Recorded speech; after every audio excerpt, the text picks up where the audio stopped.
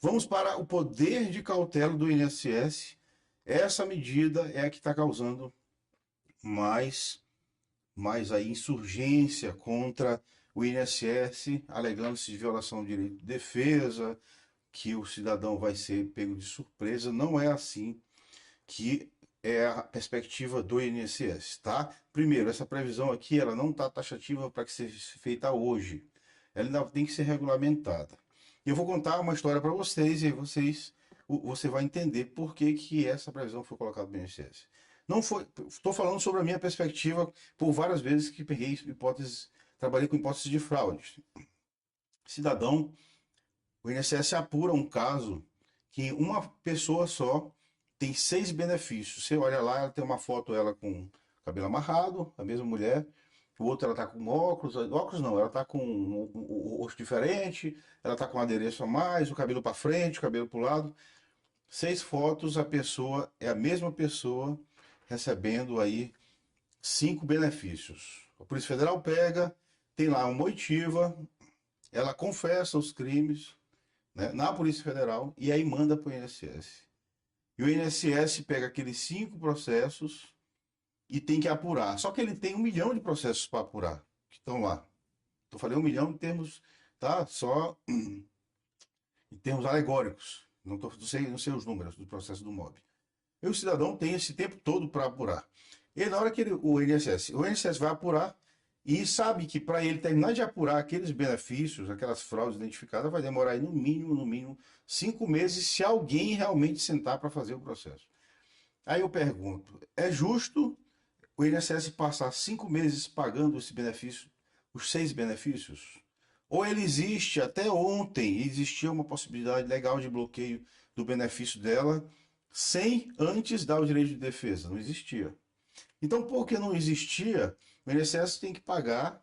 E eu tentei pensar em vários argumentos jurídicos, a não ser que a gente vá com aquele argumento geral de medidas cautelares, que não é específico do INSS, e aí é um pouco arriscado falar, que é o artigo 45 da Lei 9784, mas agora a lei ela veio para trazer esse tipo de precaução.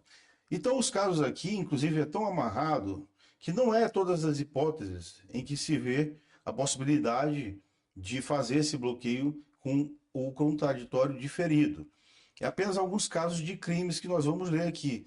Para essas hipóteses é que o INSS vai fazer e também praticamente quando há aqui uma evidência quase que irretocável. Como, por exemplo, tá? Pensões por morte, que você vê que as certidões de óbitos todas eram de um cartório e o cartório confirma que é falsificado, que aquele selo não era deles, foi tudo falsificado no quintal de casa e você tem ali 100 benefícios de pensão pagando no teto, milhões, milhões não, mas milhares por mês e tem que esperar um contraditório, uma ampla defesa, intimar todas as pessoas, sendo que a pessoa nem existe. O que morreu também não existe, ele nem existiu, criaram e mataram a pessoa. Então, é um pouco que. É um pouco não, é temerário para sim os cofres públicos, por isso sim essa previsão. Vamos lá ler aqui o artigo 27, prevê o seguinte, e ó, esse artigo ele é da própria lei, tá? Esse poder de cautela do INSS está dado por essa lei, 14.973. Então decore logo essa lei, porque ela não é uma lei só revogadora de outras. Ela é, por si só, a concessora desse poder aqui para o INSS. O INSS, com fundamento no disposto no artigo 45, que é o poder geral de cautela, da Lei 9784, poderá adotar medidas cautelares visando a conter gastos e prejuízos no pagamento de benefícios por eles administrados decorrentes de irregularidades ou fraude sem prejuízo do disposto na 13846. Tá. E aqui você vê que ele fala em medidas cautelares, ele não falou em bloqueios, mas lá embaixo ele fala em bloqueios. O disposto desse artigo tem por objetivo assegurar que é um artigo explicativo, assegurar a efetividade de direitos sociais e sustentabilidade financeira da Previdência, como eu expliquei, e vamos para a hipótese de bloqueio cautelar. Parágrafo 2º. As medidas cautelares de que trata o CAPT serão adotadas mediante decisão fundamentada em processo de monitoramento ou investigação que apresentem, entre outras, as seguintes características. Vejam, aqui já são regras limitantes, tá? que limitam aí, que fixam a margem de atuação do INSS para essa hipótese. Fraudes relacionadas à pessoa física com o uso de registro civil, documento de identificação ou cadastro de pessoa física falsos, o exemplo que eu contei, ou ideologicamente falsos para fim de concessão de benefícios. Por exemplo, várias identidades com a mesma pessoa. É o exemplo que eu contei aqui. Esses casos, pelo viés aqui da minha atuação, já vi muito aqui, imagino no Brasil todo, né? Por isso que talvez seja essa a motivação. E também os crimes, tá? Irregularidades com indício de prática de alguns crimes do Código Penal, o 296, 297, 313A e B, que prevê o seguinte, as hipóteses estão aqui. O caso do 296 é falsificação de selo, sinal público, falsificação em cartório, tá? É o mais usado, falsificação de selo de cartório. O segundo, falsificação de documento público. E aí você pega, por exemplo, alguém que falsifica uma certidão de casamento ou uma de óbito, tá bom? E o terceiro, inserção de dados falsos no sistema. E o quarto, modificação não autorizada no sistema. Esse aqui é mais para os servidores, tá? Então, para esses casos, o INSS tem a possibilidade de fazer o bloqueio cautelar. Aqui embaixo eu ainda vou dizer sobre isso. E as relativas a dados cadastrais também. Aqui todo, se você for perceber, tudo está envolvendo a questão de dados cadastrais, tá? Concessão de benefícios por meio de inserção de dados falsos, que eu acabei de ler também, é meio que repetitivo aqui, ou alteração indevida de dados e alteração de sistema de informação. Então, para essas hipóteses aqui, você tem aí a possibilidade de bloqueio, que aqui tem no artigo sequenciado. As situações referidas nesse parágrafo implicarão um bloqueio imediato do pagamento e a suspensão do benefício. Veja bem, aqui já prevê os dois. Você bloqueia o pagamento pelo banco e o benefício é suspenso no sistema, tá? Fica registrado como benefício suspenso. E aí, os requisitos de aplicação, aqui está o detalhe, que ainda, por isso a cautela do INSS, os requisitos de aplicação das medidas cautelares de que trata esse artigo, observado o devido processo legal, serão disciplinados de forma de regulamento. Provavelmente, ou vai sair no decreto, ou vai sair na IN, tá? E vão disciplinar essas hipóteses de bloqueio antecipado de benefícios. Biometria no BPC Loas, atualização cadastral.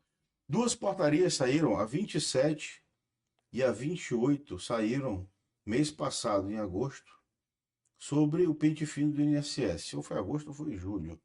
E essa vez o artigo 28 dessa lei, da Lei 14.973, alterou o artigo 20 da lei com o seguinte: a Lei 8742, que é a lei do Ciência Social, passa a ter a seguinte redação. Criou-se um parágrafo, o 12A, para tratar da biometria. O requerente do benefício de prestação continuada ou responsável será solicitado o registro biométrico da carteira nacional, ou na carteira nacional de identidade, ou na de habilitação, ou na eleitoral, nos termos dos atos conjuntos dos órgãos competentes.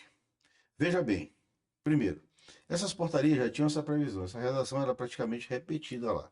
O que se fez? Se colocou na lei ela para evitar discussões de que um ato infralegal, como uma portaria, pudesse criar deveres, né? Criar direitos e obrigações para terceiros, direito do INSS de exigência e obrigação do segurado. E também em relação à Lei Geral de Proteção de Dados. Então, nesses casos, preferiu-se botar na lei para a coisa ficar mais segura, com muito acerto, para evitar aí que um subterfúgio formal faça com que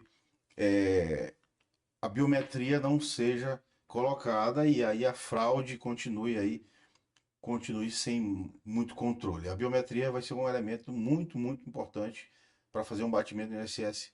Já tive reuniões no INSS, isso tem mais de 10 anos que eu falo, mas claro, aqui no meu âmbito de trabalho, né?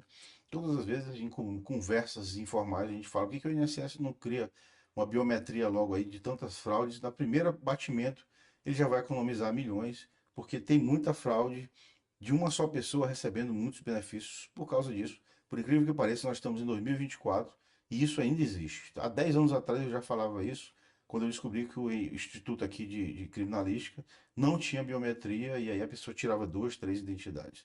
Depois eles colocaram lá, mas o INSS agora que está fazendo essa evolução aqui. Parágrafo único e fazendo por meio de outros órgãos, tá? A ideia era fazer o INSS comprar, mas eu acho que muito pesado, muito caro talvez. E aí foi uma ideia, até uma saída inteligente isso aqui com a integração de dados, né? Parágrafo único, na impossibilidade de registro biométrico do requerente, será o do seu representante legal. Então, como eu falei representante legal, isso aqui é nos casos dos menores, tá? No caso do menor, o representante legal faz. Artigo 21b, esse aqui já é da própria lei, já é da própria lei. Eu acabei não mostrando aqui, né, o artigo, o parágrafo único, é o de representação, que entra o menor, tá? E o artigo 21b é o que é o procedimento do CAD único, que está na portaria 28. Esse procedimento da portaria 28, ele alterou a portaria 3 de 2018, que trata do procedimento todo do BPC Loas. 3 de 2018, que é um procedimento, inclusive essa portaria era muito bem detalhada, né, sobre o procedimento do BPC Loas. É interessante você ler ela para você compreender toda ela aí, como é que ela funciona. O artigo 21 diz o seguinte: os beneficiários do BPC, de prestação continuada, quando não estiverem inscritos no CAD único para programas sociais ou quando estiverem com o cadastro desatualizados há mais de 48 meses, deverão regularizar a situação nos seguintes prazos a contar da efetiva notificação bancária ou canais de remoto. Veja bem aqui, primeira coisa, eu nem sabia que existia ainda BPC Luz concedido sem CAD único. Me parece que o CAD único foi regulamentado aí por um decreto de 2019, 11.016. E, e também pessoas desatualizadas há 4 anos, eu nem sabia. Mas tendo essa situação, o que se percebe? É que existe um poder geral de revisão do INSS pelo artigo 69, e esse artigo aqui especifica para um objeto específico o procedimento de revisão, que é essa atualização cadastral. E aqui ele repete tudo que está na portaria 28, bem da mesma redação, dando 45 dias para municípios de pequeno porte, lembrando que pequeno porte é 50 mil habitantes, e 90 dias para municípios de médio e grande porte, acima de 50 mil habitantes. Na falta de ciência, aí aqui é uma coisa que é interessante também. Na falta de ciência, não achou o cidadão, o benefício será bloqueado, porque aqui é indício de fraude, como eu expliquei naquela outra vez. O não cumprimento do disposto no caput implicará a suspensão do benefício, desde que comprovada a ciência. Aqui no caso de ciência, cidadão foi cientificado, foi notificado, passou 90 dias ou 45 dias, conforme o município, aí sim o benefício é suspenso, porque o cidadão ele não cumpriu a atualização cadastral, tá bom? O beneficiário poderá realizar a inclusão ou atualização até o final desses prazos, 45, sem prejuízo do pagamento, 45, 90 dias. Depois disso, é possível, vai ficar suspensa a previsão, né? É possível que ele não receba esse valor, mas tecnicamente, com a palavra suspensão, ele pode ser que reative também, passando esses 90 dias. Interpretação aqui, a minha a rigor receberia, mas também tem a interpretação possível para não pagar esse atrasado. Biometria em seguro-defesa. Isso aqui foi uma surpresa, ninguém nem sabia dessa previsão aqui, bem colocada. Artigo 30 alterou o artigo 1º da Lei de Seguro-Defesa. E ele passou a prever a seguinte redação. Ele incluiu 2 parágrafos. Esses parágrafos não existiam no defeso. Era até o parágrafo 8º. O parágrafo 9º prevê o seguinte: a concessão ou a renovação do benefício de que trata o CAPT serão realizados após checagem dos requisitos de elegibilidade com base banco de dados, com base de banco de dados dos órgãos e das entidades da administração pública federal. Esse aqui é porque o INSS, na prática, ele tem aprimorado muito os bancos de dados. Eu estou escrevendo aqui KIPF, porque é uma das coisas que, inclusive, essa semana o INSS atualizou para fazer batimento com o KIPF, que é o Cadastro da Receita Federal de Pessoa Física, de atividade, cadastro de atividade econômica de pessoa física na Receita. o INSS já está usando ele. E a ideia é ele ampliar esse leque de checagem de informações do segurado. Então, com essa ampliação de informações, ele vai ter condições de realmente ver se a pessoa declara que é pescadora, não tem nenhuma atividade lá que tenha outra fonte de renda, que o seguro-defesa, o requisito é esse, não tem outra fonte de renda. E aí sim ela vai ter direito ao benefício, tá? Então aqui é para poder fazer um abatimento. Tem gente, por exemplo, que recebe benefícios de pensão em regimes próprios de interior, que o INSS não tem controle e recebe seguro-defeso. Então tem que ter essa ampliação de controle aí por parte do INSS. E o parágrafo 10 prevê o seguinte: ao requerente do benefício de que trata o CAPT será solicitado registro biométrico nos cadastros, que são os 3 cadastros aqui. Primeira coisa, professor, aquela biometria já existe, que é feita no Sulgov, não é aquela biometria que eu estou falando. Aquela ali já tem, que a gente faz aquele cadastro, né? Ouro, prata e bronze. Aqui foi específico em dizer que é ou pela CNH, igual lá no BPC Luas, ou pela carteira nacional, ou pelo título eleitoral. Como é que vai ser feito isso? O seguro-defeso, pelo menos aqui no Maranhão, começa em outubro, 30 de outubro. 30/10/2024 vai começar já o outro. E ele paga dezembro, 4 meses, dezembro, janeiro, fevereiro e março. Então, para essas hipóteses aqui, provavelmente o INSS já deve estar estudando como vai fazer essa exigência. Para poder, inclusive para os casos, vai ter até um problema aqui quando tiver aqueles casos de concessão automática que renova o sistema, praticamente 30 a 40% dos seguros defesos são concedidos automaticamente pelo sistema. Ele só faz puxar o defeso antigo e renova lá a concessão lá do benefício, analisa os requisitos, né? Se não tiver nada que abone, a pessoa tem direito.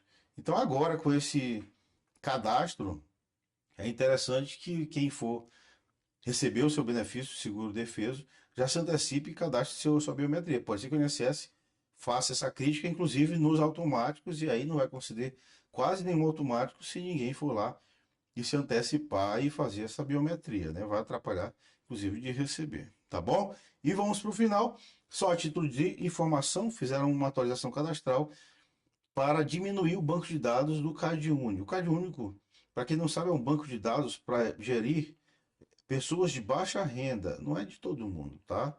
Para pessoas de baixa renda para benefícios, programas assistenciais, programas de benefício de inclusão social. Os registros do CadÚnico desatualizados há mais de 36 meses, referentes a beneficiários com renda acima de meio salário mínimo per capita, tá? Meio salário mínimo hoje é o quê? R$ 706, que não sejam públicos de benefícios sociais concedidos pelo governo federal, poderão ser excluídos da base do CadÚnico. Aqui fala poderão, então provavelmente o INSS não, o CadÚnico não é do INSS, tá? É o gestor do CadÚnico, mas que o Ministério da Cidadania, eu acredito. Não tenho certeza enfim. O Ministério correspondente ao CadÚnico, ele vai aí fazer algum ato regulamentar para poder tirar esses dados aí. Tá bom, gente? Ficamos por aqui com essa aula um pouco grande, mas muito interessante para se entender aí as atualizações previdenciárias. Um forte abraço e até a próxima.